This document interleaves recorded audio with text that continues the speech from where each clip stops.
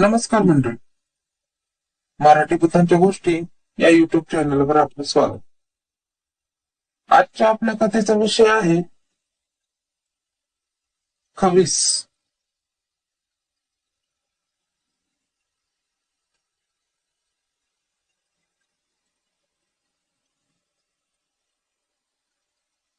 असे म्हणतात की हा खवीस जर कधी आपल्याला समोर आला तो आपल्याला त्याच्यासोबत कुस्ती करायला लावतो आणि आपण त्याच्यासोबत जिंकलो तर तो नेहमीच आपला गुलाम म्हणून राहतो किंवा आपली कोणतीही कामे इच्छा पूर्ण करतो.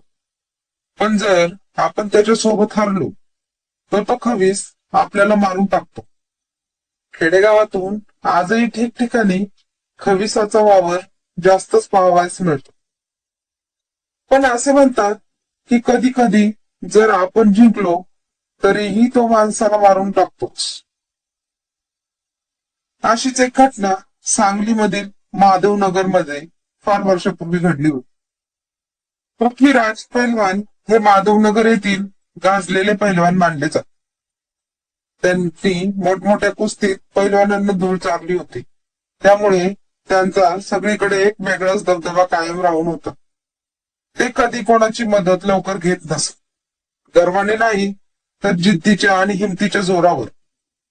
आणि त्यांनी याच जोरावर लहानपणापासून आपल्या अंगची मेहनत आणि कसरत करून स्वतःच्या कर्तृत्वाचं नाव या गावात अजरामर केलं होतं.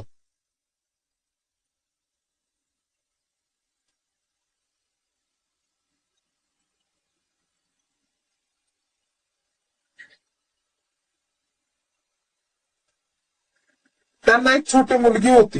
तिचं नाव सोनाली होतं आणि ते तिच्यावर जीवापाड प्रेम करत असत. एक दिवस झाले असे की ते रात्री कोणत्या तरी नातेवाईकांकडे गेले होते. आता आपणाला तर माहितच आहे पूर्वीच्या परिस्थितीत काय असे. ते पूर्वी काही गाडी वगैरे असे काही भानगडच नव्हती. आणि पूर्वी ज्या माणसाकडे सायकल असायची तो माणूस श्रीमंत मानला जाई. पण आता एवढे मोठे पैलवान सायकलला त्यांचा भार पेलला गेला नसता म्हणून ते नातेवाईकांकडे पायी पायी चालत गेले.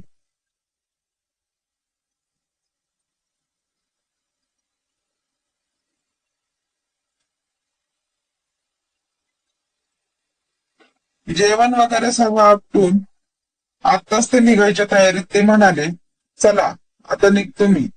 जेमतेम 8 वाजले असतील. आता निघालो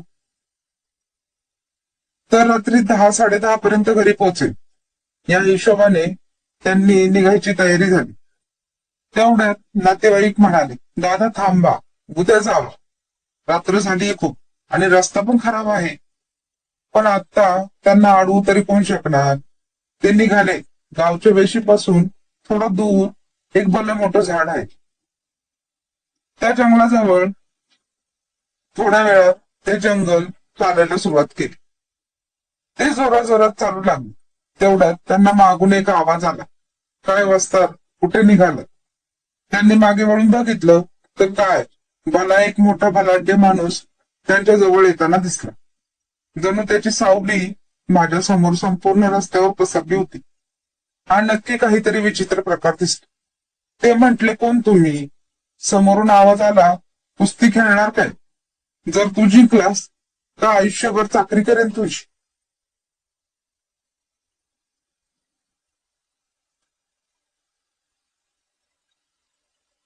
पृथ्वीराज पैलवानांना आव्हान दिलं ते भडकले आणि भडकून ते लगेच तयार झाले.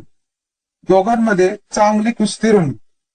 पैलवानाला माहित नव्हते की आपण ज्या गोष्टीचा सामना करतोय ती मानवी नसून अमानवी आहे. तरी पण शेवटपर्यंत लढत राहिले आणि शेवटी त्यांनी त्या खविसाला हरवली. त्यावर खविसाने पैलवानांना शाबासकी दिली आणि म्हणाला की चांगलंय पठ्ठ्या, इथे वाचलास पण अजूनही लढाई संपली नाही. आणि मोठ्या आवाजात म्हणाला, एका खविसाला हरवणं कधी सोपे नसते. पैलवान तेव्हा पैलवानीच्या अंगातून एक शिरशिरी उठली आणि कदाचित त्यांना कळून चुकले, हा माणूस नसून खवीस आहे. खवीस त्यांना बघून हसला आणि त्याने पैलवानाला एक अट घातली.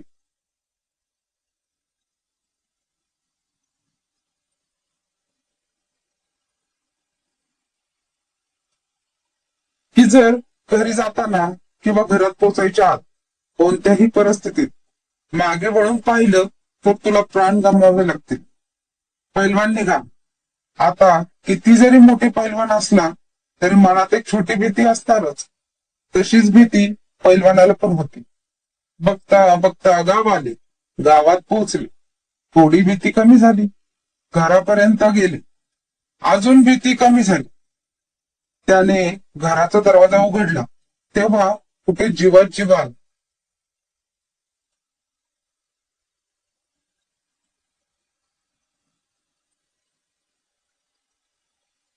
आणि पाय टाकला. तेवढ्या त्याला मागून त्याची मुलगी सोनाली, जिच्यावर तो जीवापाड प्रेम करायचा, तिच्या त्याला जोरात रडण्याचा आणि हाक मारण्याचा आवाज आला. आणि त्याने क्षणाचाही विलंब न लावता त्यांनी मागे वळून पाहिलं. आणि जसा तो पैलवान मागे वळला त्या क्षणी त्याच जागी मुंडके दळापासून वेगळे होऊन जमिनीवर कोसळले.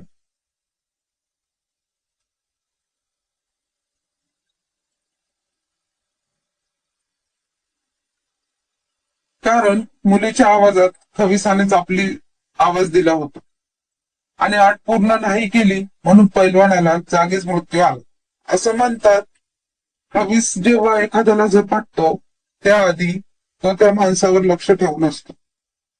तो त्यांच्या कुटुंबातील माणसांचे आवाज आत्मसात करत असतो आणि हाक देताना सुद्धा कुटुंबातील सदस्यांचा आवाज तो काढतो, जेणेकरून आपण मागे वळून पाहावे.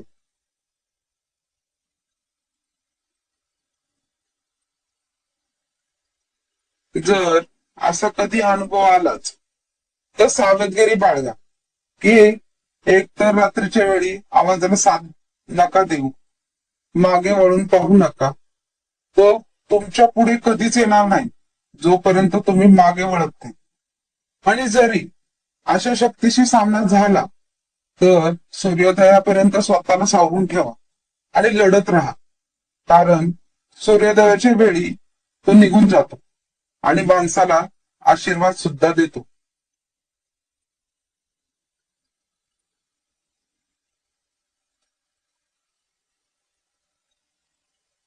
धन्यवाद.